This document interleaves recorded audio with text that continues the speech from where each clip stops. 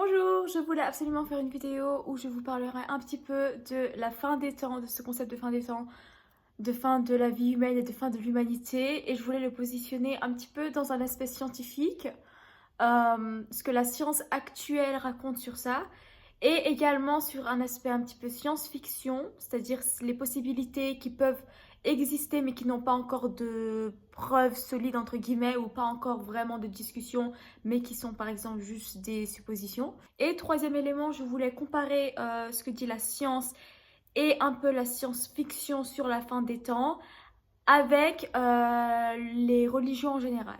Je voulais un petit peu voir s'il y a vraiment des différences, s'il y a des points qui se rejoignent. La fin du monde, c'est le moment où il y aura plus d'êtres humains sur Terre.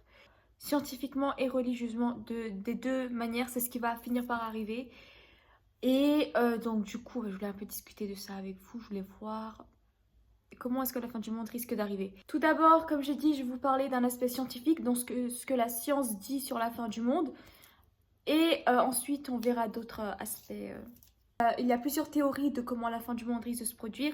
La première, c'est la théorie de l'impact par astéroïde. Donc ça, les scientifiques l'ont mentionné. Et voilà, c'est possible, ça peut arriver. On n'est pas vraiment à l'abri de ça.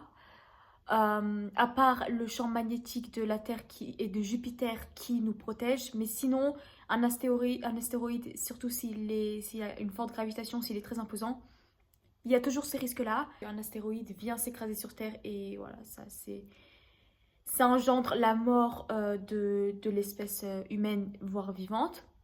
Ou alors, comment ça peut se passer également?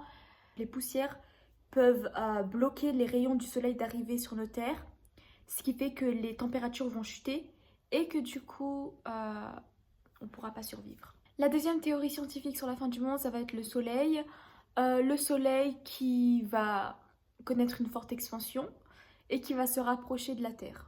Le scénario le plus positif, c'est que le soleil se rapproche de la Terre et donc du coup ça fait que les températures montent et que c'est inhabitable pour les êtres vivants qui sont sur la Terre. Et le scénario, on va dire, le plus pessimiste, c'est que le soleil va carrément engloutir la Terre. Donc la Terre va plonger dans le soleil et ça provoquera la fin du monde. Une troisième théorie scientifique de comment la fin du monde peut arriver selon la science, c'est un peu en lien avec le soleil. Donc ça concerne les étoiles en général cette fois-ci. Donc là, il est fort probable que plusieurs étoiles connaissent une mort en groupe et que ce groupe-là se trouve à côté de la Terre, ce qui fait qu'il y a des collisions et donc du coup ça provoque la fin de la Terre. Donc ça c'est la théorie de l'évolution stellaire. En fonction de l'évolution des étoiles, ça peut du coup engendrer des collisions. Il y a ensuite la théorie de l'expansion de l'univers. Donc là, il y a trois éléments à prendre en compte dedans. Le premier, on va parler du Big Freeze. Donc le Big Freeze, c'est quand l'expansion est tellement grande et qu'elle s'arrête jamais, qu'elle continue indéfiniment. Ce qui fait que la température, elle chute totalement, ça devient hyper froid et inhabitable. Parce qu'il faut savoir que l'expansion, ça a un fort rapport avec la température, avec la température du milieu. Plus il y a expansion, plus ça refroidit. Donc le Big Freeze, c'est ça. Le deuxième élément de la théorie de l'expansion pour la fin du monde, après le Big Freeze, qui est que l'expansion continue jusqu'à ce que tout devient glacé, entre guillemets, tout devient hyper froid, c'est le Big Rip, RIP. Donc ça, c'est un peu comme le Big Freeze, c'est-à-dire qu'il y a une expansion qui continue. Sauf que le Big Rip, c'est un peu plus violent parce que non seulement elle continue, mais ça s'accélère de plus en plus. Donc elle continue et s'accélère en même temps de plus en plus. Vous voyez ce que je veux dire? Donc le Big Rip, c'est quand l'expansion continue en s'accélérant jusqu'à ce que l'univers se déchire. Et c'est comme ça qu'il y aura la fin de notre univers, de notre planète Terre et probablement de d'autres corps célestes. Le troisième élément, après le Big Freeze, le Big Rip, il y a le Big Crunch. Le Big Crunch, c'est un peu le contraire des deux qu'on a vus, parce que les deux sont liés à l'expansion, alors que le Big Crunch, c'est le contraire de l'expansion, c'est la gravité. C'est un peu le contraire de l'expansion, c'est-à-dire que l'expansion, il va expandre, ça libère, si vous voyez, ça s'éloigne et ça libère, alors que la gravité, ça retient et ça rapproche. Donc le Big Crunch, c'est quand la gravité gagne sur l'expansion, ce qui fait que ça se renverse, et donc du coup, l'univers s'effondre sur lui-même, vu que tout est retenu. Donc voilà, ça c'est les trois éléments de la théorie de l'expansion pour la fin du monde. Le Big Freeze, il y a expansion jusqu'à refroidissement. Le Big Rip, expansion jusqu'à déchirement, encore plus violent parce qu'il y a accélération en plus. Et le Big Crunch où l'expansion cède à la gravité et où la gravité gagne. Et c'est là où il y a effondrement sur soi de l'univers. Ensuite, une prochaine théorie scientifique de la fin du monde, ça va être un peu plus local. Cette fois-ci, ça va pas concerner directement l'univers, mais la planète Terre, par exemple, chez nous directement. Ça pourrait être les catastrophes naturelles qui vont augmenter à cause du réchauffement climatique. Donc, plus il va y avoir de réchauffement, plus il va y avoir de catastrophes naturelles et moins il va y avoir de ressources, donc plus ça va créer des tensions.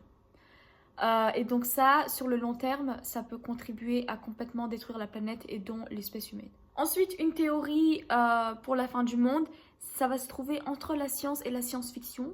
La théorie du multivers, c'est-à-dire que il y a des univers parallèles qui existent. Et dans ce cas-là, la fin du monde dans un univers peut être différent de la fin du monde dans l'autre univers. Vous voyez, donc ça, c'est aussi à prendre en compte. Très bien, alors maintenant on va parler des théories de science-fiction sur la fin du monde qui peuvent aussi être intéressantes et qu'on ne sait jamais, ça peut arriver, on est à l'abri de rien. La première théorie de science-fiction sur la fin du monde, ça va être l'IA, l'intelligence artificielle. Donc bien sûr l'IA, il y a deux scénarios possibles sur le futur de l'IA, soit ça va être optimiste pour nous et tout va bien se passer et l'IA va nous aider dans notre vie, soit c'est tout le contraire en fait. Et dans ce cas-là, c'est là que le mot fin du monde, que la notion de fin du monde commence à apparaître. Par exemple, Nick Bostrom, un chercheur, a mis en garde contre l'intelligence de l'IA qui, selon ses dires, va surpasser l'intelligence humaine. Le risque dans ce cas-là, c'est que l'IA veuille prendre le contrôle, ils vont développer une conscience propre à eux-mêmes, ils vont vouloir prendre le contrôle, ils vont même vouloir peut-être avoir une rivalité avec les humains, ils vont voir les humains comme des rivaux, voire comme leurs inférieurs. Et dans ce cas-là, ils vont vouloir que leur monde leur appartienne et ils vont en finir avec l'humanité. Une deuxième théorie de science-fiction sur la fin du monde, c'est les extraterrestres. Donc là, c'est comme l'IA, deux scénarios. Soit il y a le scénario optimiste où les extraterrestres et nous, et l'humain veuille être en lien, veut connecter et veulent essayer de se comprendre. Soit c'est le contraire, soit c'est plus pessimiste. Donc, il y a deux cas de figure. Dans ce cas-là, soit les extraterrestres peuvent provoquer la fin du monde ici sans le vouloir, mais biologiquement parlant, parce qu'ils peuvent ramener des germes ou alors des bactéries, entre guillemets, qui sont présentes dans leur planète et qui sont nocives pour nous. Soit c'est en le voulant, s'il y a des extraterrestres qui sont très avancés et qui sont très hostiles, c'est possible qu'ils veuillent prendre le contrôle, qu'ils veulent coloniser la Terre. Une dernière hypothèse de comment la Terre peut connaître sa fin, ça va être l'hypothèse de la Terre creuse. Donc là, c'est l'hypothèse comme quoi la Terre, elle est creuse, elle a un creux au centre. Et dans ce creux-là vivent des espèces d'extraterrestres ou alors de créatures très bizarroïdes. Et il y a cette hypothèse-là comme quoi si ces créatures décident d'interagir avec nous, ça peut créer des éruptions volcaniques, ça peut créer des accidents majeurs qui font que voilà, l'humanité connaîtra sa fin.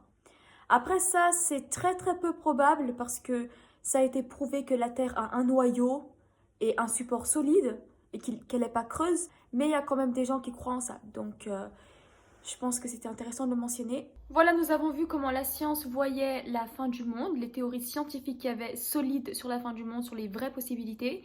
Nous avons aussi mentionné quelques théories de science-fiction.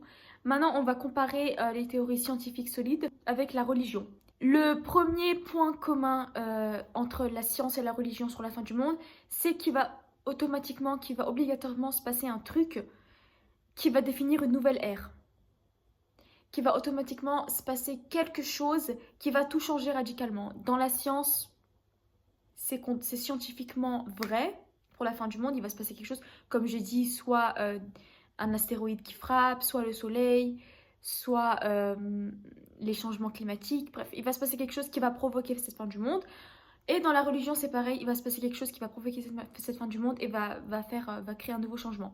Donc dans la religion, ça peut être une ère de jugement, une ère de rédemption.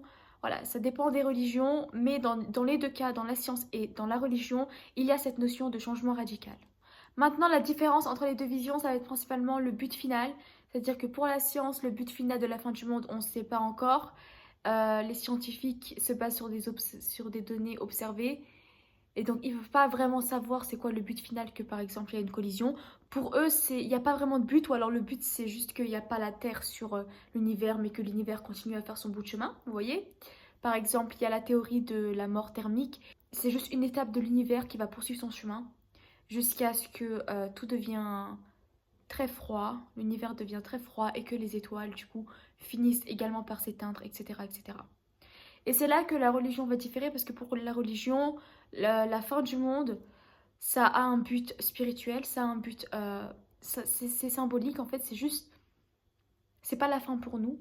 Le but final de la fin du monde, c'est soit le jugement, soit la rédemption. Ça dépend des religions, mais ça a un but final en tout cas. Alors que pour la science, c'est la réponse, c'est soit ils ne savent pas encore, soit ça n'a pas besoin d'avoir une réponse, c'est juste une étape de l'univers avant de passer par exemple à autre chose, avant qu'il fasse son bout de chemin. Voilà, c'est la fin de cette vidéo, j'espère que vous avez aimé. C'est quoi vos avis sur la fin du monde à vous? En tout cas, merci d'avoir regardé la vidéo et à bientôt.